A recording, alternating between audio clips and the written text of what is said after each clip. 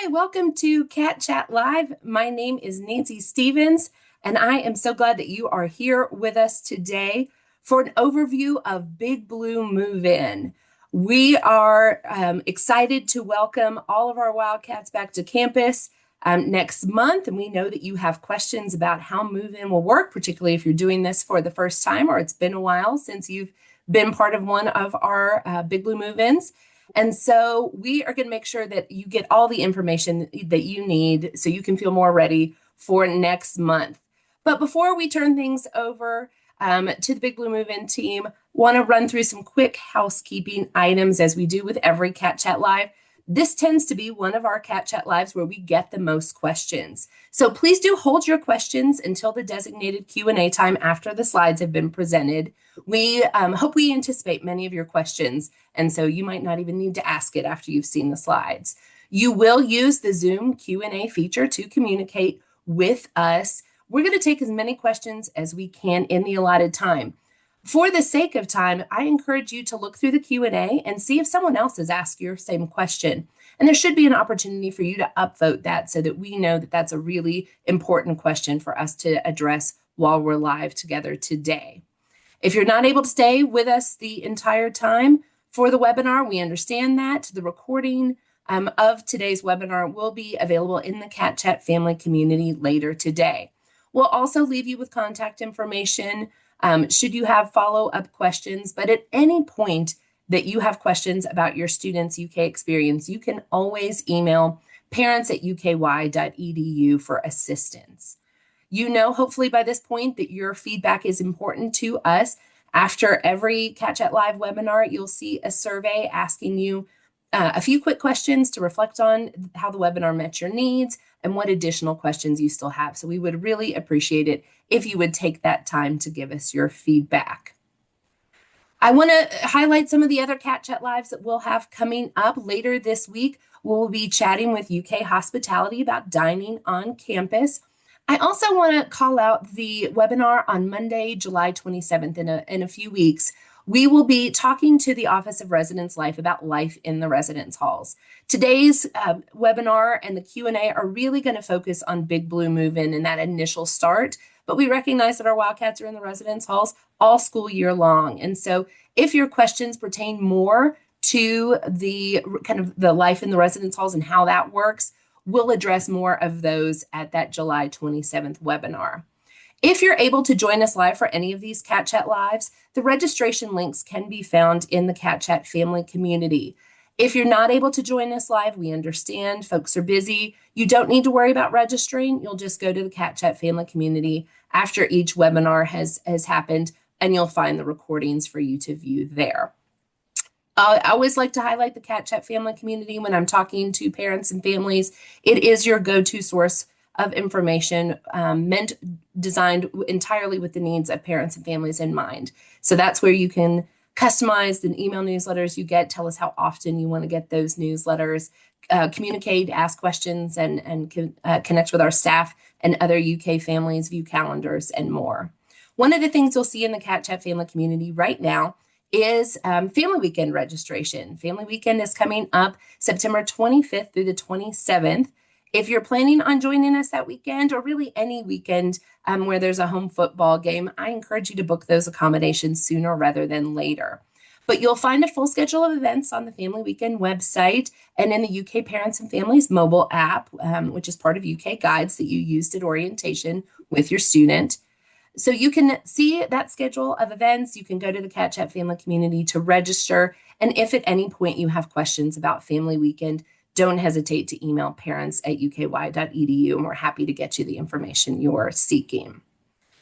All right. Now I'm going to turn things over to my colleague, Max Wright. He's going to walk you through everything you need to know, as the screen says, the not-so-secret keys to success for Big Blue Move-In. Max, thanks so much for being here with us today and for all of the good information you're going to provide. Thanks for having me. Hi, I'm Max Wright, Associate Director of Housing. And so part of my role here at UK is I oversee move-in, the process, kind of collaborating with all of our partners just to make sure that this transition that your students are going to have next month is smooth and your process is painless. So we'll talk through about move-in, timelines, expectations. We might not have every single answer on the spot, but we'll have a Q&A session at the end, get you those questions answered. We do have FAQs on our website, and our housing team's always available to answer any emails. And packages will be, again, delivery on the 20th, just in case that was your most needed question. So we'll talk about that later. Um, but at UK, we put a lot of focus on the student experience, and through that, it's really illustrated on our housing and what kind of housing we offer. And with our new building Curwen Landing opening up this fall, it just kind of shows what we're really striving to make sure that that student experience is one of the best in the country. So just to reiterate our move-in time, your students have been sent an email to select a time slot from the 16th to the 19th of August. So our first appointment is 8 a.m. each day, and our last appointment starts at 2:30. So check in with your student to make sure that they've selected their time slot. It's really important that they do so, just to kind of limit our traffic flows and our peaks and valleys of how many people are arriving in each area. So make sure that they've done that. We've got over 6,000 time slots selected so far, so there's still a few outstanding. They've been getting a text from us just to make sure that they're following up if they have not done so yet. So in that time slot's that 30-minute window where we want you to arrive and start our process. So I'll go through a few easy tips to make this move in real smooth. So late this month, early next month, you're going to get a letter from us. It's going to be a move-in packet. So it'll have all the route information for your student's building, some important information from us, from our partners. But most importantly, it's going to have a hang tag that will have a QR code on the back of it. That QR code is the route to every building specifically to your students. So we'll talk about that later, but that's the most important thing that you can bring when you get ready to come to Lexington for move-in.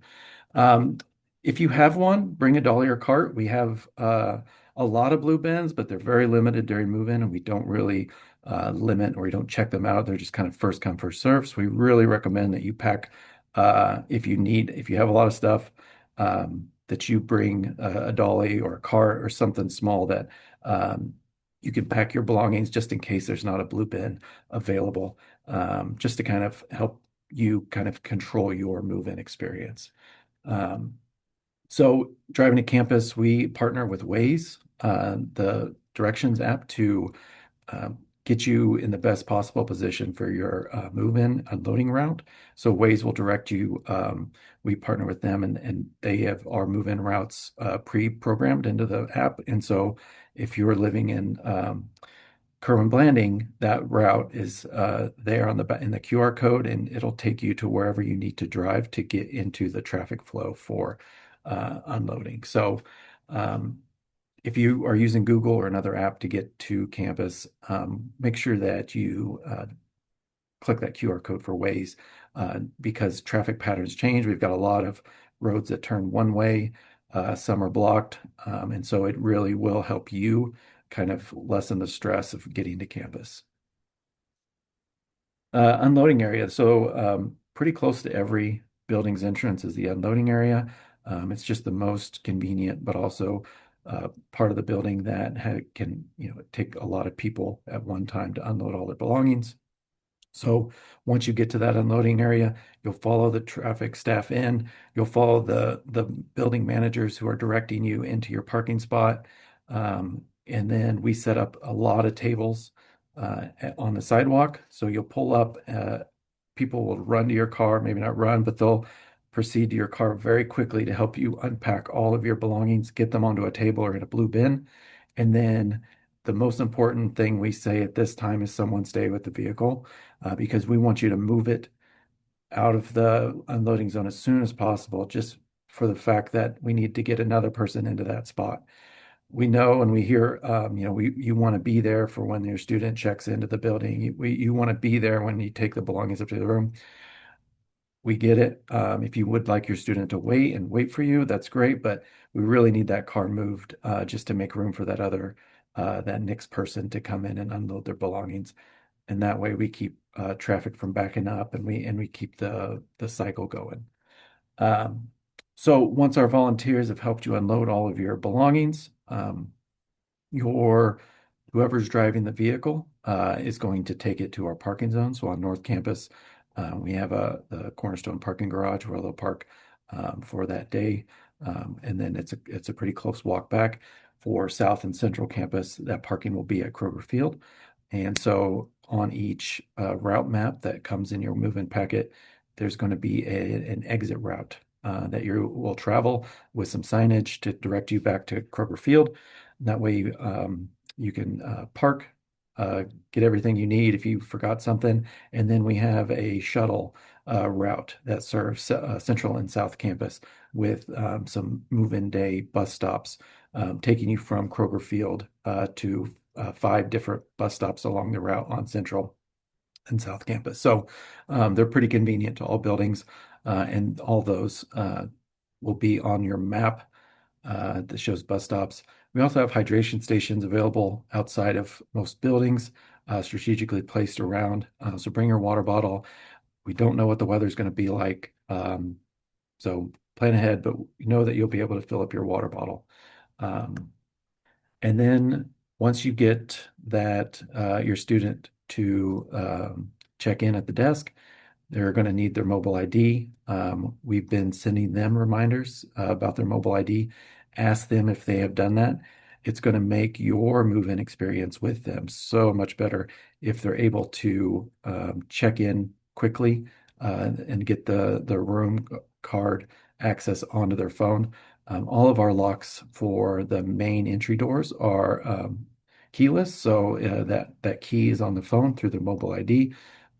They might get issued a physical key if they have an internal suite door. So they'll walk you through all that at the front desk during that time.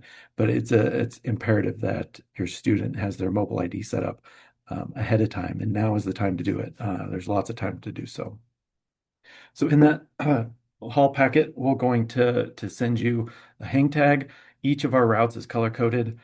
We've altered the design a bit this year to kind of make it easier for our traffic coordinators to see what building you're going to, because there's a lot of merges and unloading zones and interactions between different routes. And this will just help us kind of guide you in and make it a little bit easier for you. So make sure that that hang tag is on your mirror so that we can see it. It's also essential that you fill out that information on the hang tag with your cell phone number, just in case something happens and we need to call you to either, you might have to run away from the car real quick, but we need to be able to contact you about your vehicle and about your belongings. So make sure that you fill out that information on your way to Lexington. And that way it makes your experience so much easier. And if your belongings get left or something happens and you drop something, we kind of know, okay, this was Shelgren 233. Try to see if we can get it to you. So all in, it just helps us to get that information to you in case we need you to move something or something happens. So part of that packet will be the route map, and you can see the traffic flows are very intentional. We close down some roads. We make some roads one way only during our move-in times of 8 to 3, 3:30. And so we want you to have that right way into campus to get ready to join the line, get in your lane, and then follow the directions all the way to your unloading zone. Those individual route maps will be on our website for download or for you to put on your phone, but they'll also have a physical copy to you. So just a quick recap: plastic pack-in containers, kind of control your own move-in experience, if you will. If you pack in suitcases, I've seen that work really well, especially for clothes if they're on wheels. But we will have some blue bins. They'll be around for use, but it will help you kind of move in a little bit easier if you're able to use that option for yourself. Step two, utilize the Waze app, making sure that you're um, on the right path to move in success. So, and then arrive during your 30-minute time slot window. So your student has selected a time slot. It's essential that you arrive during that window. Um, if you think about it, we've got somewhere upwards of 20 people moving in at some buildings at a time. And so if three or four people say, "Oh, I'm going to come in earlier, I'm going to come in late," it kind of stacks on that number of people. So with those time slots, we've kind of spread those out to make sure that you have the right space. You can come in, drop your stuff, and get parked. So making sure you're arriving during your window is it will help everyone out. And yeah, follow directions of staff, and move your vehicle and check in at the front desk. So um, once you have your mobile ID and your room key is on your phone, have your student open the door and start unpacking. So we kind of say that if you live within, a close proximity to campus, don't pack everything you need. Make it easier on yourself, not unloading the whole vehicle, or two or three vehicles we've seen. So pack what you need, knowing that you can maybe pop home or come back every once in a while in case you're missing something. I always say to see the room first before you get a lot of stuff bought for it. That's just the way I do it, but I know you kind of want to see it with the size of the windows and the size of the bed and just making sure everything's there. See the space, and that way you know for sure that whatever you're going to get is going to fit. Watch the weather, dress accordingly. Last year it was super hot and sunny. Thankfully, no rain. The year before that, they said it was really cool, and moving was kind of incredible just because, if it was mid 70s in August, something's pretty nice. So just dress accordingly, look up the weather, and then I'm sure we'll send some reminders just to make sure with the forecast. So look for UKPD and other surrounding officers to be there directing traffic, and our unloading and traffic coordinators. They're going to be out in the street, just making sure that you're mindful of them. Arrive during your 30-minute move-in appointment. The volunteers will come and greet you, help you unload your vehicle. One guest needs to stay with the car. Once everything's dropped off, move the vehicle immediately into the parking spot, and then go from there to take the either walk or shuttle back, and then pack on wheels if you can't. It just kind of helps you kind of maintain your own move-in experience. Note there's some no parking zones. So within the hours of midnight to 6 a.m., there's some absolute no parking zones. Those will be very strategically labeled. That way you're not parked in somewhere that you shouldn't be. These are the unloading areas. These are the essential street routes that traffic and transportation has identified. And so we do not allow parking in there between those hours just to prepare for move-in.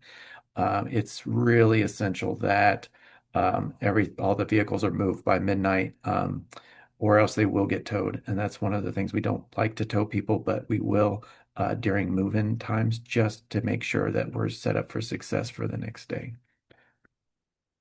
Linen sizes. So all beds are a memory foam type mattress. And you can see the designations there: Baldwin, Donovan, Ingalls, Johnson, Smith, Roselle, Colage, and any three-person, two-bed B, C side. Those are all twin. Full XL or queen seems to work too if you're in any of the other buildings. So there's a QR code at the bottom. You can always go to wildcatliving.uky.edu for more information on Big Blue Move-In or any other kind of FAQs that you might need. There's also a what not to bring. Every year we have to send some folks home with items that we're not able to allow into the hall for different reasons, for fire safety or for other information. But ultimately, all that's found on that QR code, and it's also located on our Big Blue Move-In page. So there are some things that we want you to talk to your roommates about. So what are you bringing? What kind of decorations? What do you not want to double up on? You know, those things are essential to have your student communicate with the suite mate and the roommate just to make sure that you're not taking a lot of stuff home. Every year we see a few people taking a carload home if they brought two. So try to minimize that duplication and have your student talk to their roommate. Communication is so important that they're starting out right and they're communicating with their roommates. Um, it just saves a lot of future tension in the future. So again, no fridge is needed. So every room comes with a micro fridge combo. So it's got a microwave on top with a freezer and fridge all in one unit. And so that's in every suite. So if you're in a two-person suite, it's in the common area. And if you're in a four-person, it's on each side. So no need to bring a mini fridge. Yeah. If you need different accommodations, contact the Office of Disability Resources, and they can help you manage any requests that might be outside for an accommodation. Visitation policy is also another important one. We know you want to stay there and help your student unpack and get the room set up. We do not allow visitors after 8 p.m. on each day. There are a lot of events happening that the Office of Residence Life and other partners in student success go through, and there's just lots of things that your student can be doing. Also, having wanting to stay, some parents want to stay overnight. Just think about what that kind of looks like from the other residents' perspective. And so just kind of keep in mind that we want the student to start experiencing UK for the first time. And we really want them to, get involved, get out, meet people. And so that's why we hold that this visitation policy, you know, kind of puts on pause through move-in. And Residence Life will contact and kind of make sure that that's reiterated during their presentation a little bit later. So regular visitation also begins at 20th on noon. So just be aware. We want all the rooms to be, as good as can be. We might miss something. We've just in case, here's the Fix It 24/7 call center. A student can call in work orders 24 hours a day, 7 days a week for maintenance, custodial. We do have a separate line for emergencies, so danger to life and property. But ultimately, if we miss something or if something's not right, we want to fix it as soon as possible. So we have that call center available. Um, Packages. So packages we have, they will get delivered to UK. We have our postal team accepting those packages, but they will not be delivered until the 20th. So you might want to ship everything you can, but just know that it won't be in your student's room or won't be delivered to the desk at that time until the 20th. And, with thousands of packages coming in, it's going to take them some time to start doing that on the 20th. So if you can, pack your essentials and then deliver anything that can be delivered a little bit late. So they will get accepted and we'll hold them, but they won't be delivered until the 20th. So just wanted to reiterate that. I know that's a lot of information coming at you pretty quick, but move-in is an exciting time. It's kind of that annual cycle that we go through, and it's a lot of excitement and a lot of positivity about the upcoming academic year. So we're just excited that you took the time to hear me talk at you for a bit. But I'm excited. I think about move-in way too much just because it's something that everything that we can think through to make your experience enjoyable and unforgettable, then that's what we're here to do. So really appreciate you taking the time, and I'll pause now and see if there's any questions that I have not seen from Nancy. All right, Max, thanks for running through that good information. So we do have some questions that have started to come in, and this is our designated Q&A time. So if you've been sitting on a question, now's the time to ask it. So One that I'll start with, could you reiterate the timeline for when those hang tags will be sent out with the move-in maps and the code cards and all of that? Yeah, we try to get those at the first of the month. So look for them that first week of August. Will give us a lot of time to make sure that there's not room changes or your student is in the current placement before we send those out. So look for them the first week of August. And when you send those out, those will only have one of the hang tags. What should folks do if they are bringing two carloads full of things? So we will have all hang tags and route maps on our website for the ability to print. If you do plan on bringing two cars, which depends on your situation, we'll have those available for you to print at home. And we really encourage you, if you are bringing two cars, to have that second hang tag printed, just so we know where to direct you in case you get separated during the move-in queue. So every car should have an identifier of where they're needing to go.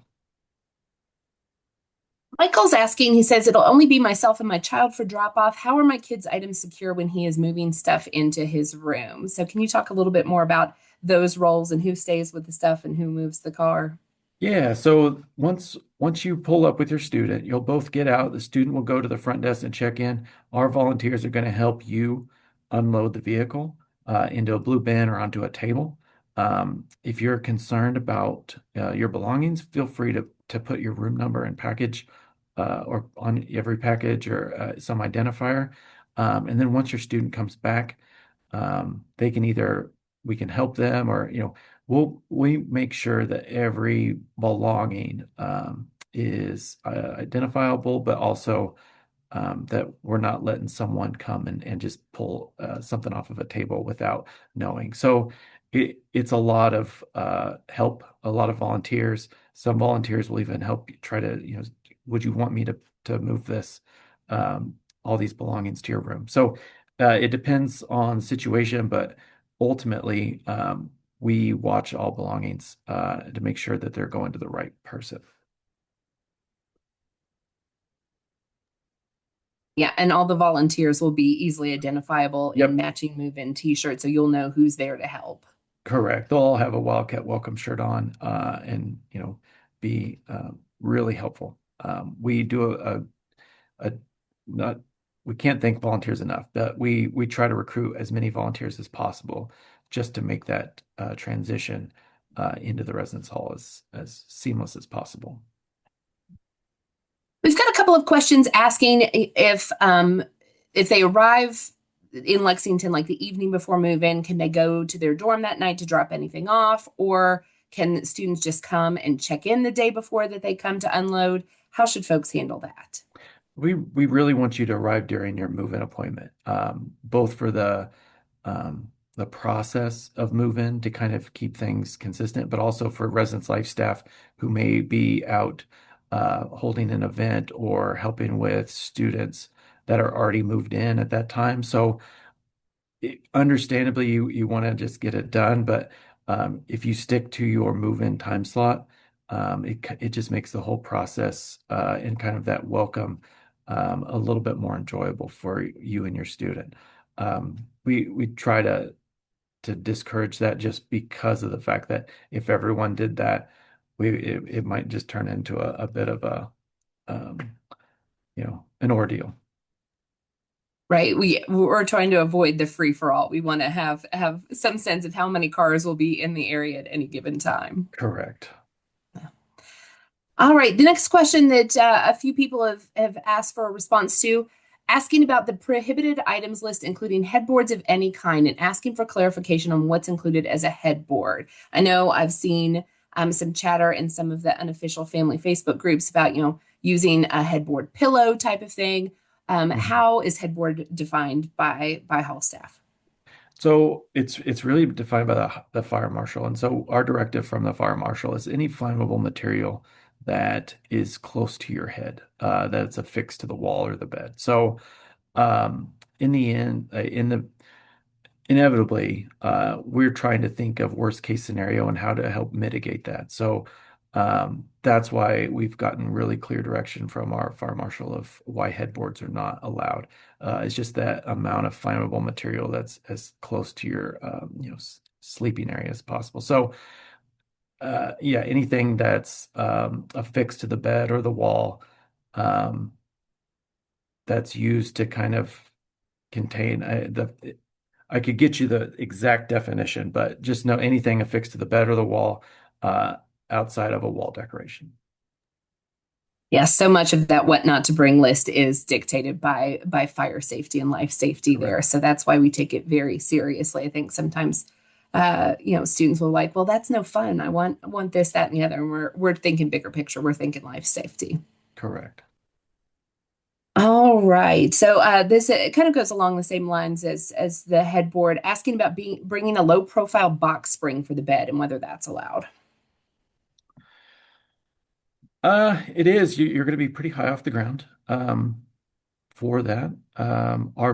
Our foam mattresses don't require that. If it's a double XL, they're on a bunky board kind of thing that keeps them at a one one level. And our other mattresses are either on a spring or on a platform. So we do say we do not want you to bring the lofting extensions that go underneath the bed frame.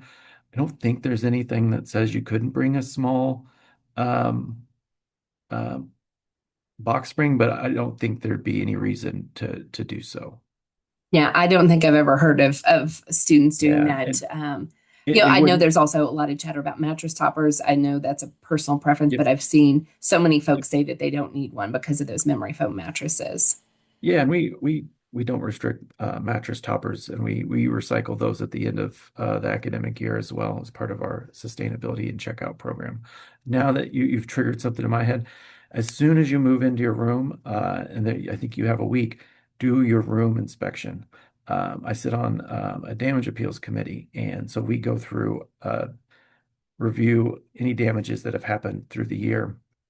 And some of those things, command strips on the wall that have peeled or torn paint but doing your inspection at the very beginning lets us know of your room status or if we missed something or if the chair is broken or how we do not want your student to be charged for it ultimately. So it's really important for you to take pictures, fill out that inspection through our housing software, just so that you're protected. Um, Now that triggered another thing in my mind, uh, insurance. Please get insurance, whether it's through your homeowner's policy or a renter's policy. It will really come in handy if anything happens. And it's one of those things that we highly, highly recommend, but don't require. But to protect your students' belongings, get a policy that covers that. Yeah, that's really good advice. Got a few more questions that are kind of along the same lines around bedding and things for the rooms. I'm asking for clarification that regular full size sheets don't fit the full XL. So I believe you Correct. said that queen size will work in a pinch, Correct. but that not Yep. regular. Correct. All right. And then Alice was asking for clarification. You said that refrigerators are not needed. Are they allowed to have a second mini fridge if they wanted to? No, a second fridge is something that is not allowed. If you go through if you have if you go through the DRC, Disability Resource Center, they do make policy exceptions through that office, but no, a second fridge is not allowed.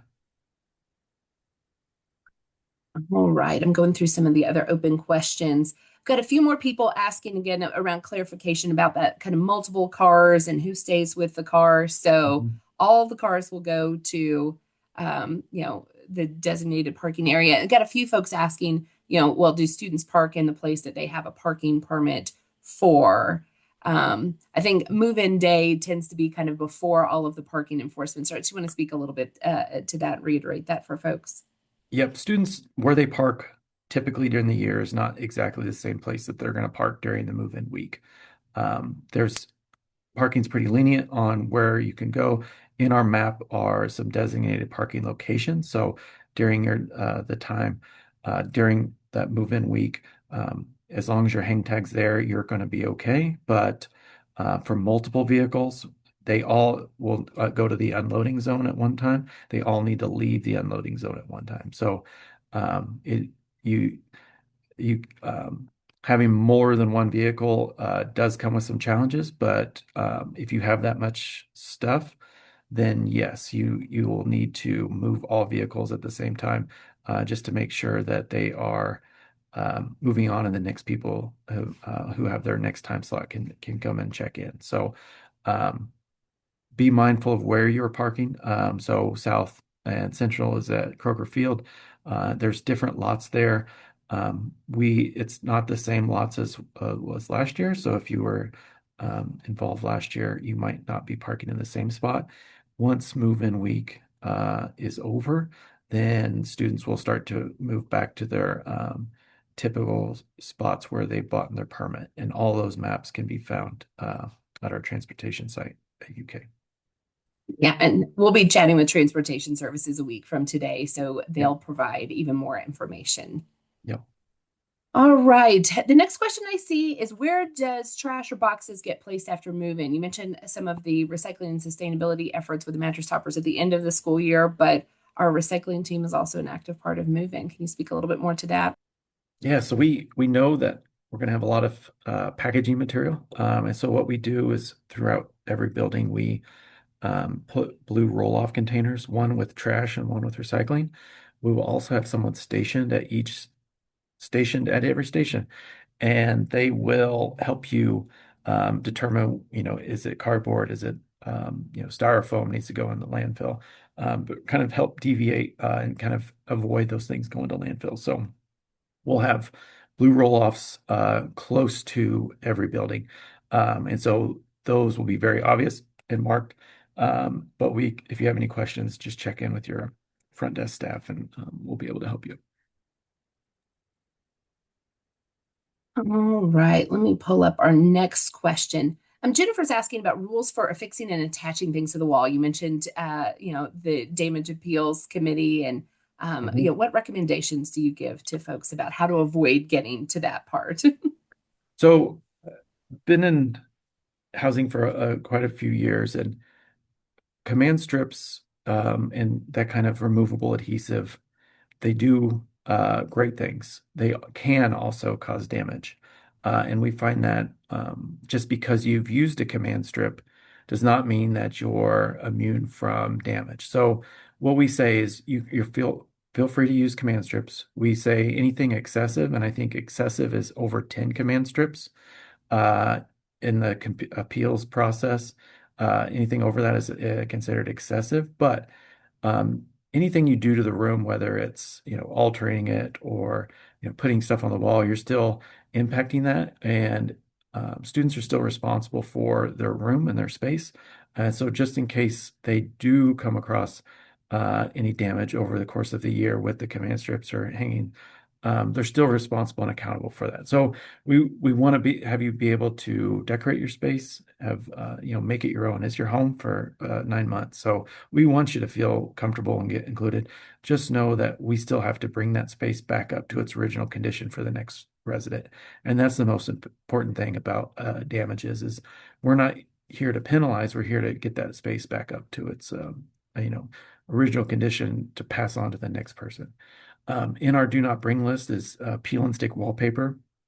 That poses a huge problem because that doesn't come off very easily, and then you have a whole wall to repair. So that's one of those things that we highly, highly discourage to not do. But just know that we want you to make your space your own. We just want you to be aware of some of the things that might happen to it.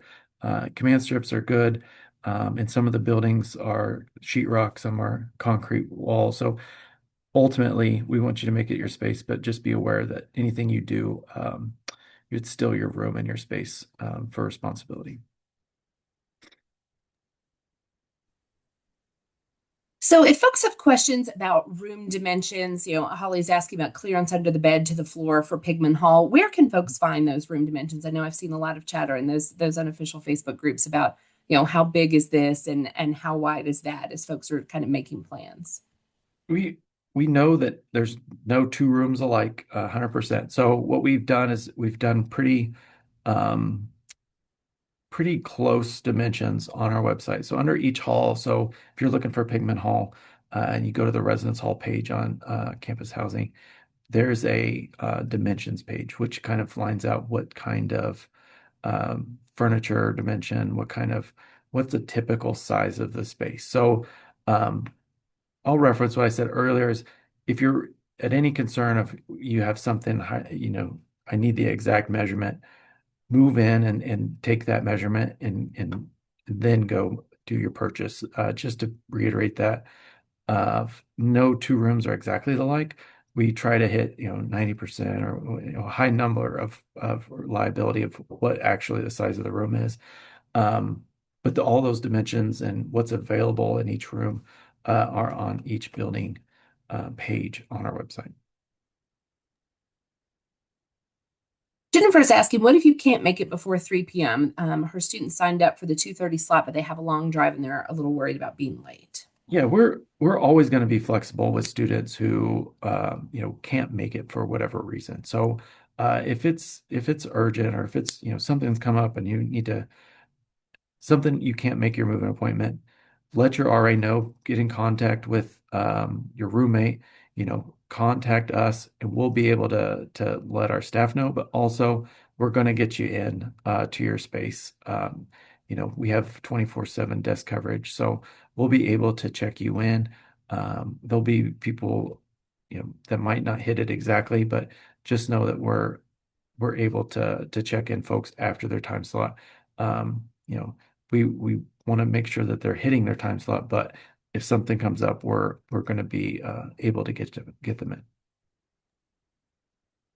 A few folks are saying that their students are moving in prior to Big Blue move in, because they're an athlete or have some other reason, and they're asking about the availability of the blue bins or what kind of support folks participating in that early move in. We'll see.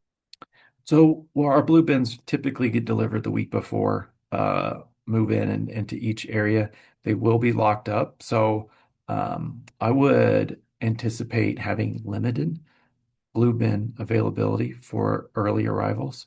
I'm not saying that we won't have any available at the desk to check out for those early arrivals, but just knowing kind of the security of those and there's a lot of them, but we also have to keep them kind of away until move-in day. So plan accordingly that they won't be there, and then hopefully they will have a few, depending on your building, for checkout.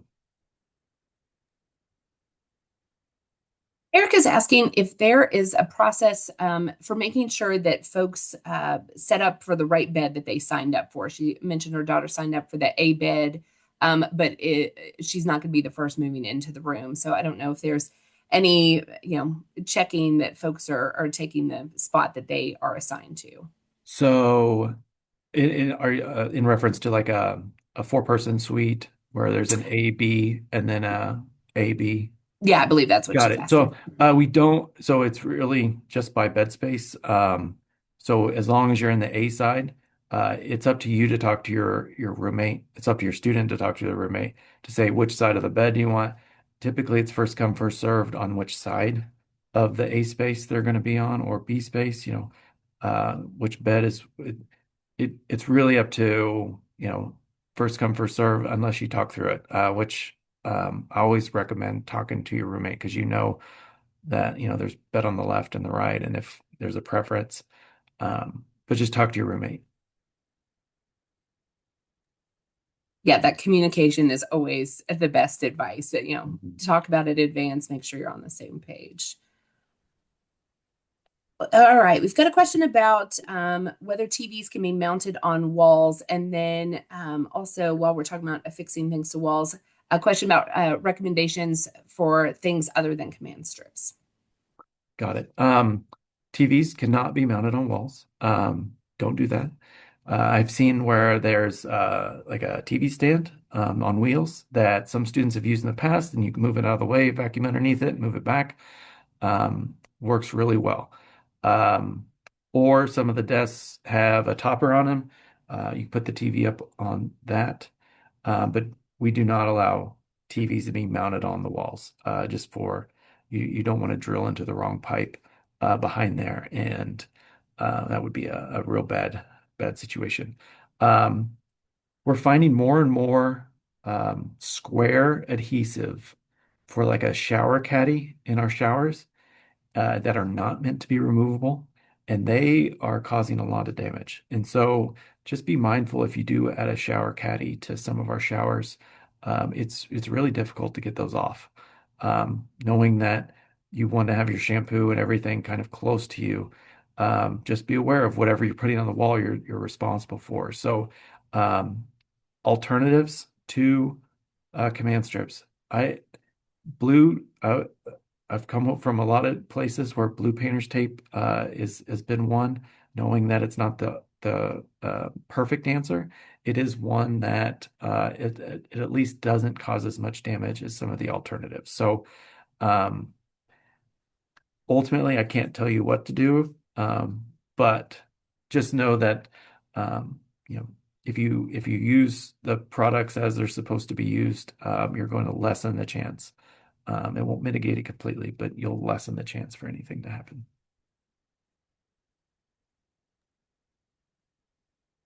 All right. Our next one asking if you recommend that they assemble furniture before move-in or assemble it once they get there in the room. I think we've seen a little bit of both. Have you seen one approach tend to work better than the other?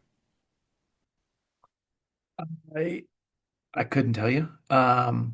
You you kind of have to think in terms of door size, and if it's bigger than the door, then I wouldn't do it.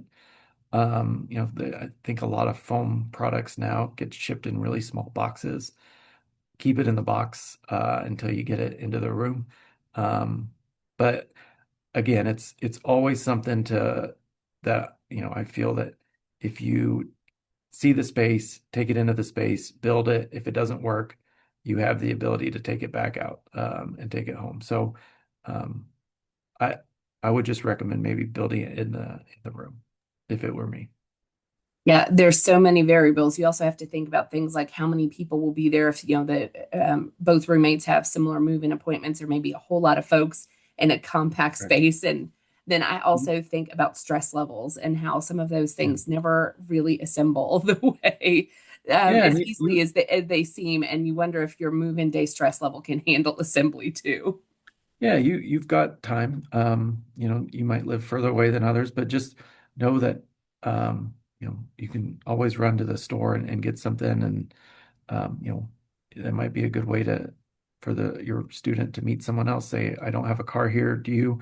Can let's go to Walmart and get something. So maybe make another connection outside of that. So yeah, see the space and figure out things as you're there is always my recommendation. Sure. I think families are focused on, making sure they're leaving their students with, the perfect space. And I do think there's something to be said for living with it for a while and seeing what your student really needs. And it's Yeah. always fun to see the students, heading back and forth around campus with shopping bags. They've been to Target and they've been on all sorts of adventures with folks. And so that can be a way for them to take some ownership of the space too. I think another a good consideration is whether you have the right tools with you, because those won't be Yeah. readily available in the halls. Yeah, there's some for checkout at the desk, but not anything extensive. Sure. And that reminded me of one thing. Bringing cases of water or Cokes or whatever you're bringing in. The student does have access to a meal plan. There's a lot of availability for food, so maybe limit the snacks you're bringing initially until you see the space and figure out the meal plan, and then go shopping and bulk up on you know whatever Costco might offer. Yeah, and we'll talk to UK Hospitality on Wednesday, and I'm sure a question that will come up is when the meal plans start. And certainly during K week, there will be a lot of free meals and treats and things like that for students to Yeah. take advantage of. All right, Stephanie's asking if you would like to not use the tables and chairs provided, can we turn it in somewhere? No, so every piece of furniture that is issued to your room needs to stay in the room. Now, you don't have to use it. You can tuck it under the bed if you have that option. but we do not take furniture out and store it. Every piece of furniture that is issued to that room should be there at checkout. Christine is asking a good question. She says, if we're running errands to buy needed items after the move-in appointment, do we just return and park at the Kroger Field lot and take the shuttle back? Or I'm guessing, depending on the size of what they've purchased or the number of things they need to unload, would they come back through the unloading area? What do you recommend? Always recommend to leave the unloading pathway to those with the appointment at that time. Yeah, I would get on the bus, the shuttle, and take it back. Because if you can carry it, that's what I would do. Or you could wait until after time slots are over, after 3:30, traffic's going to return back to normal, two-way traffic. And then you can go and drop something off, and not be so pressured to get in and move, to make a space for the next time slot. All right, we've answered all of our open questions, which feels like a minor miracle in itself. But we do have a few minutes left before our 1 p.m. wrap up time. So, folks, if you have any final questions, now is the time to use it. Please do use that Zoom Q&A feature to contact us. All right, great. Michael just added in a question asking about changing out the shower head. I know I've seen chatter in some of the unofficial Facebook groups about faucet adapters and shower heads and all of that. So and I think our philosophy towards that is you're still responsible for anything that you do to the room.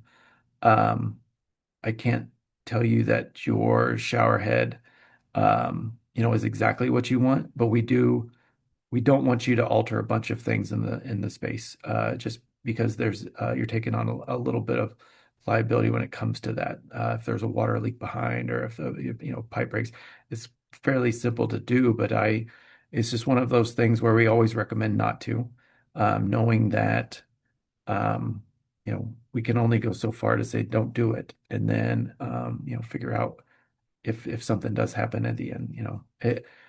Ultimately, we say no alterations to the space. The next question asks if shuttles will run past the 2:30 check-in time. What's the time frame on those shuttles? Yes, that I do not know off the top of my head, but I'm thinking it's it's on our website. Don't hold me to any specific time right now, but it does go past that check-in time for sure. Yeah, and Kate's done a great job, as always, of putting all of those links in the chat so folks can make sure they're getting to the Move-In website and seeing all that information there. Yeah, I know it's past the time slot. I can't remember the exact time.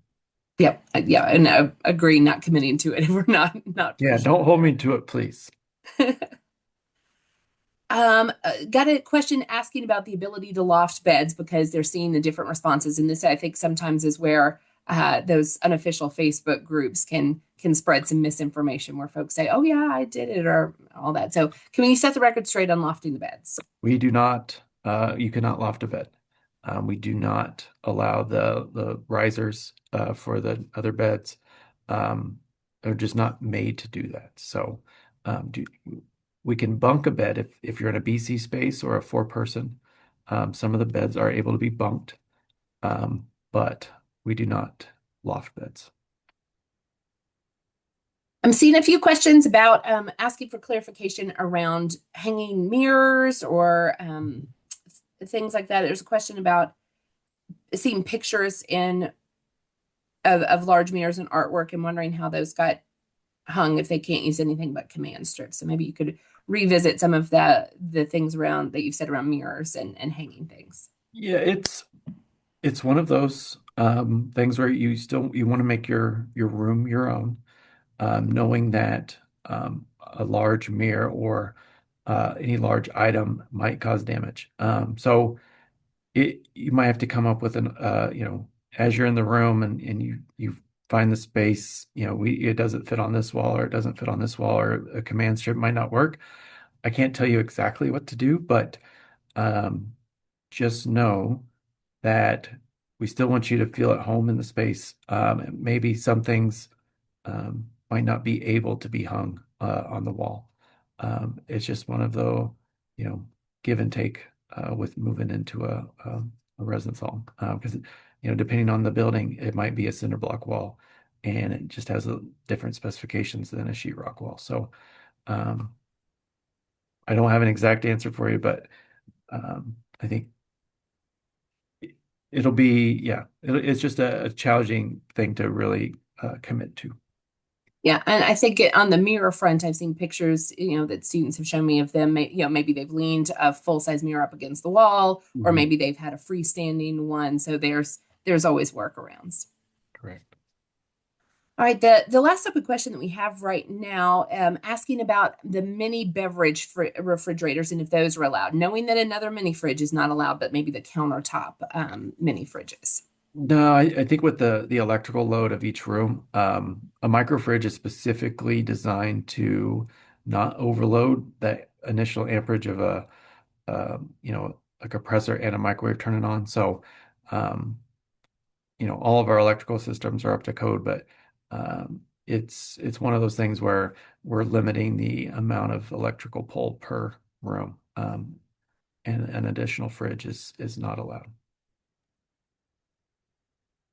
Someone just added in the Q&A, can you use over-the-door hangers to hang mirrors or storage racks? I think, yeah, taking advantage of some of those doors to hang things can be great. And, if folks are feeling like mirrors, we're saying mirrors aren't allowed. It's not that, it's more how you hang the mirrors. Yeah, and just be mindful of those over the door um, hanger, rack, or a mirror hanger. It does alter the clearances of the door. Your door might not latch. Just be mindful of an action that you take might have a consequence. So just double check that it doesn't interfere with the door latching. And some of the times the fire marshal for that main door doesn't want to see any gaps in there because that can allow smoke to get into your room where the doors are specifically designed to keep that fire rating in the corridor. So just be mindful about that, of those over the door, anything that's impacting that life safety ability of the room space.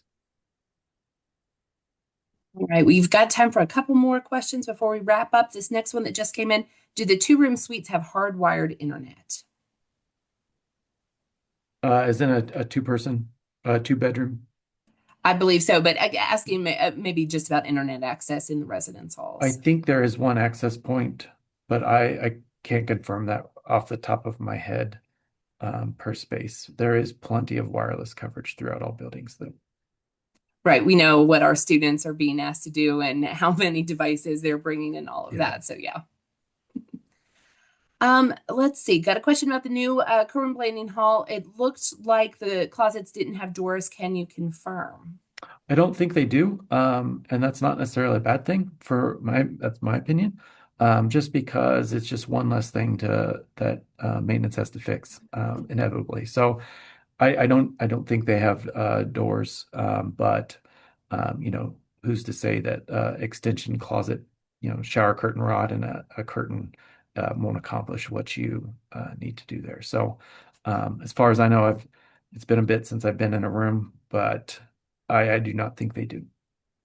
Yeah, and obviously that space is getting its finishing touches so it can open next month. So we'll all know a little bit more about what it looks like soon. Correct.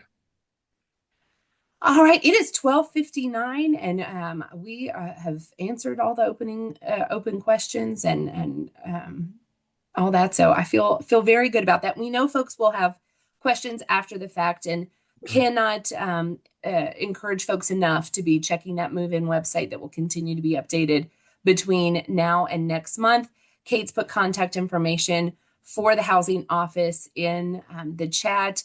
And we're always happy if you reach out to parents at uky.edu to connect folks with the right people on campus who can answer those questions. So I am so excited that we got to everybody's open questions. Max, thank you so much for walking folks through this and answering all of the questions. And thanks to Kate, Nikki, and Lisa being behind the scenes for today's webinar and helping things get answered.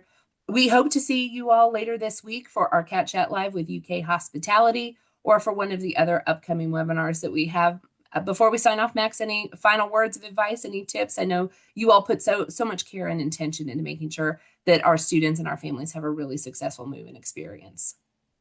Yeah, I think just have your student monitor their email, do the mobile ID, pack what you need, not everything you need, knowing you can always pop out and get more. Um, just enjoy the moment. Every move-in experience is different, but just, enjoy the process and kind of that, big step. It's going to be a great time for the 2030, which is hard to say, class. Yeah.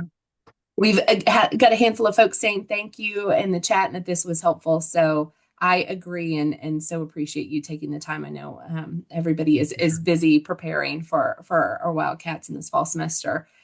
Well, folks, thanks for making the time to join us today. We know that you're busy and know that you're trying to do everything you can to support your students. So we appreciate you joining us today. We look forward to seeing you at a future Cat Chat Live. Have a great rest of your day and go Cats.